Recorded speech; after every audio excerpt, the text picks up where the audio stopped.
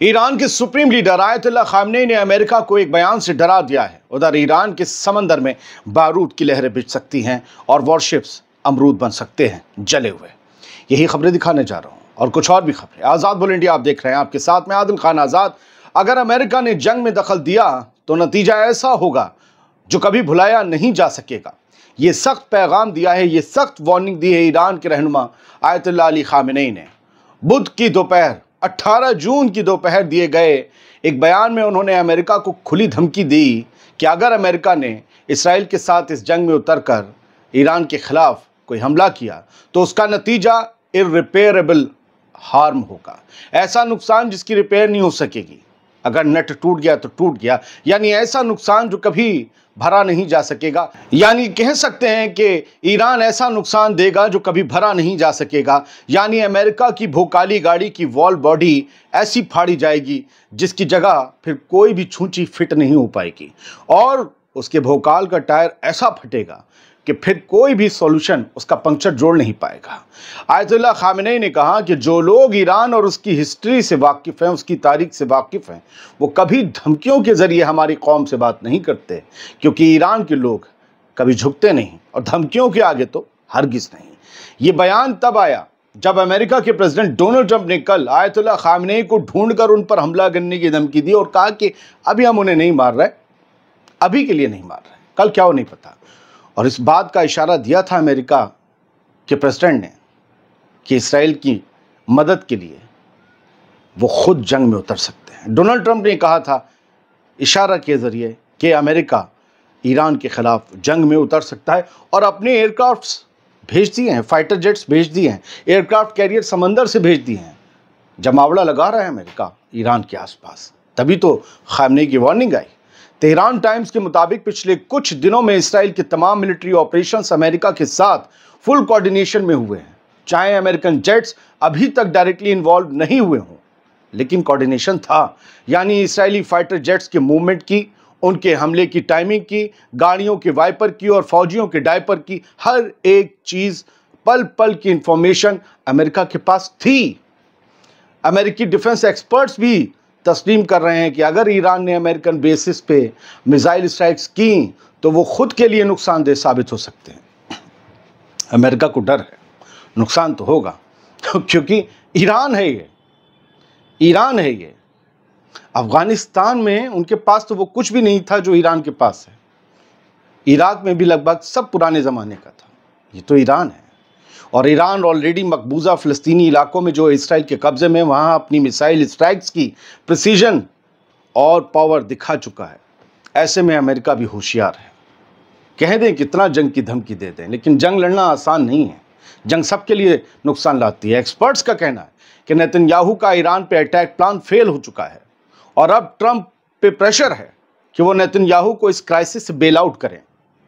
मेरे दोस्तों, middle east अब एक नए मोड़ पर आकर खड़ा हो गया है, जहां एक चिंगारी, एक और चिंगारी, एक बड़ी जंग की शुरुआत बन सकती है। याद रखिएगा, ना ही ईरान और ना ही इसराइल दोनों की तरफ से अभी एक फुल फ्लैश जंग का ऐलान नहीं हुआ है। अभी भी ये बात हो रही कि वो उनकी मिसाइल साइट्स पे निशाना बना रहे हैं, वो उनकी मिलिट्री साइट पे निशाना बना रहे हैं। फुल फ्लैश जंग का ऐलान होते ही बड़ा खेल हो जाएगा। अब दूसरी बड़ी खबर का रुख करते हैं, जिसमें बारूद और अमरूद का जिक्र था।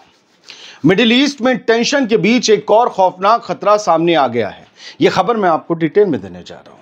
अगर अमेरिका ने इसराइल का साथ दिया जंग में, तो ईरान स्ट्रेट ऑफ हॉर्मुज़ में माइंस बिछा सकता है, बारूद बिछा सकता है। यानी अरब ममालिक को जाने वाले समुद्री रास्ते को ईरान बारूद की लहरों से भर सकता है।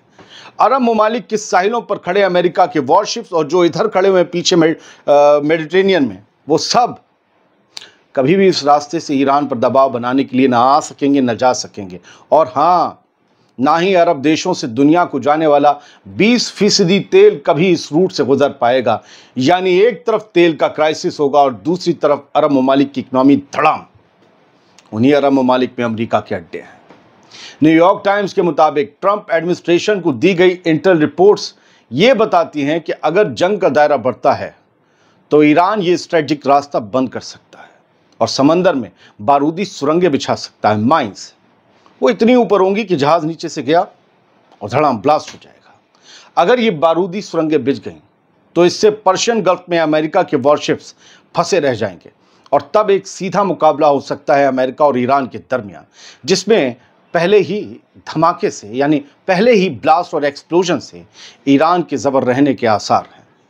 अमेरिका से आई ये रिपोर्ट बताती है कि ईरान के मिसाइल अड्डे पहले ही 3 अरब ममालिक जैसे बहरीन, कतर और यूएई में मौजूद अमेरिकन बेसिस के बेहद करीब हैं। मतलब तेहरान को ज्यादा तैयारी की जरूरत नहीं पड़ेगी अमेरिका के अड्डों पर हमला करने की। अगर अमेरिका जंग में कूदा तो उसे बहुत ज्यादा कूदना पड़ेगा। दूसरी तरफ वाशिंगटन में यह भी चर्चा चल रही है कि अगर इसराइल ईरान की न्यूक्लियर साइट्स, जैसे कि अंडरग्राउंड फर्दो फैसिलिटी जो है, न्यूक्लियर फैसिलिटी ईरान की ज़मीन के नीचे जो है, वहाँ तक अगर इसराइल नहीं पहुँच पाया तो अमेरिका खुद B-2 स्टेल्थ बॉम्बर्स और मैसिव ऑर्डिनेंस पेनिट्रेटर जैसे कि हथियार इस्तेमाल कर सकता है। इस तरीके के पेनिट्रेटर जैसे, मैंने यूँ समझिए कि वो पेनिट्रेट करके ज़मीन में बहुत अंदर तक जाकर और उसके बाद ब्लास्ट होगा। लेकिन खुद अमेरिका के डिफेंस एक्सपर्ट्स ये वार्निंग दे रहे हैं कि ये जंग अगर स्टार्ट हुई तो ईरान को न्यूक्लियर वेपन बनाने का सबब मिल जाएगा। उसका पूरा हक होगा, वो बना लेगा और सिर्फ दुनिया में न्यूट्रल रहने वाले मुल्क कुछ नहीं कहेंगे, कहेंगे उसने अपने दिफा के लिए बनाया, उसके पास चारा नहीं था। ईरान के फॉरेन मिनिस्टर अब्बास अराक्ची ने भी रवैया साफ कर दिया है, कह दिया है कि अगर हमला हुआ तो अमेरिका और इसराइल इसके लिए जिम्मेदार होंगे, जो भी होगा, और ईरान चुप नहीं बैठेगा। दोस्तों, मिडिल ईस्ट में एक बड़ी जंग का खौफ अब रियल लग रहा है। क्या आपको भी ऐसा लग रहा है? अब बात नुकसान की, और जंग में तो नुकसान होता है और हो भी रहा है। तेहरान जल रहा है।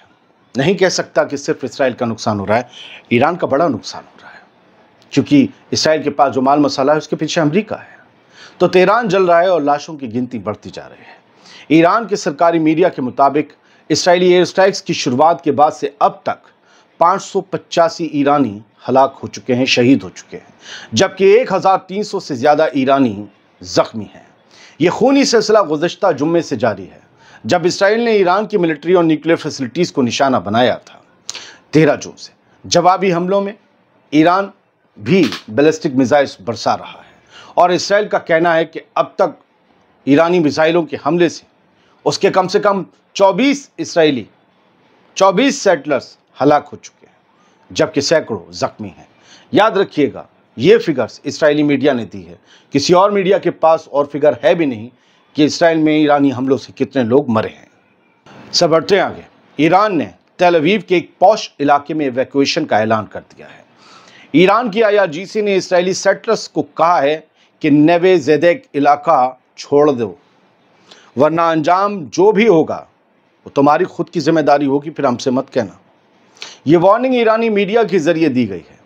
इससे पहले इसराइल ने तेहरान की 18th डिस्ट्रिक्ट के लोगों को इवैक्यूएशन का हुक्म दिया था कल, और ये इवैक्यूएशन का हुक्म ये कह कर दिया गया था कि उस एरिया पर किसी भी वक्त हम यानी इसराइल हमला कर सकता है। इसी के बदले में अब IRGC ने भी जैसा करोगे वैसा भरोगे की पॉलिसी पर चलना शुरू कर दिया कि तुम हमारी आवाम को धमकी दोगे और इलाके खाली करवाओगे, रेजिडेंशियल एरियाज में बम गिराओगे, तो हम तुम्हारी आवाम को धमकी देंगे, इलाके खाली करवाएंगे और कहकर वहीं मारेंगे, ताकि अगली बार हमारे कहने को फौरन सीरियसली लिया जाए। दोस्तों, ये थी कुछ बड़ी अपडेट्स और बड़ी खबरें जो आपके सामने रख दी ईमानदारी से, फैक्ट्स के साथ। अच्छा, मेरा ये कहना है कि सर थोड़ा मैं लोग पूछते हैं कि आप लेट हो गए, हम इतना कर रहे थे, और हम ये असल में सुबह ये पूछने वाले और होते हैं, शाम में ये पूछने वाले और होते हैं कि आप कहाँ हैं, जल्दी जल्दी अपडेट दीजिए। भाई, जो सुबह में पूछ रहे हो आप रात में सो लेते हो, जो रात में पूछ रहे हो आप सुबह में सो लेते हो, और हम जैसे लोगों को पूछो, अकेले मैं मेहनत नहीं कर रहा, बहुत से यूट्यूबर्स हैं बहुत मेहनत कर रहे हैं, उन सबकी मेहनत को आप सराहिए। मैं नकालों से सावधान रहने को कहता हूँ। वो तो 2 कौड़ी का उनका वो है IQ कि सब चीज़ें कॉपी ही कर रहे हैं, कॉन्सेप्ट, थंबनेल, टाइटल, तो वो आपको क्या ओरिजिनलिटी दिखाएंगे जब एक शो का टाइटल या थंबनेल सोचने की जिनके पास सलाहियत नहीं है। तो मैं कह रहा हूँ, जो लोग मेहनत कर रहे हैं उन सबको थोड़ा सांस लेने दीजिए, लोगों की तबीयतें ख़राब हो जाएंगी। हम लोग 2 घंटे और 4 घंटे से ज़्यादा नहीं सो रहे हैं, इसके बीच ही सो रहे हैं। फिर इंसान है तो कुछ जिम्मेदारियां होती हैं। तो हम लोग जल्दी जल्दी लाने की कोशिश करते हैं अपडेट्स, जैसी नोटिफिकेशन आए आप भी देख लिया करें, ज़्यादा लोग देख सकें तो उनके भी वीडियो शेयर करिए, हमारे भी करिए, जो अच्छे हैं उनके करिए। झूठ मत कि 500 फौजी मर गए, 50 फौजी मर गए, 100 मर गए, धुआं ही धुआं, धुआं ही धुआं, तेल अवीव तबाह हो गया, हर कोई रो रहा है, ये सब छोड़ दीजिए। देखा करें, मिलाया करें, अगर सच है तो देखिए। और जहां झूठ की दुकान पर बार बार नहीं चढ़ना है। झूठ आपके दिल को तसल्ली दे सकता है, लेकिन आपको कभी बेदार नहीं रख सकता, कभी हकीकत नहीं दिखा सकता। सलामत रहिए, खुश रहिए।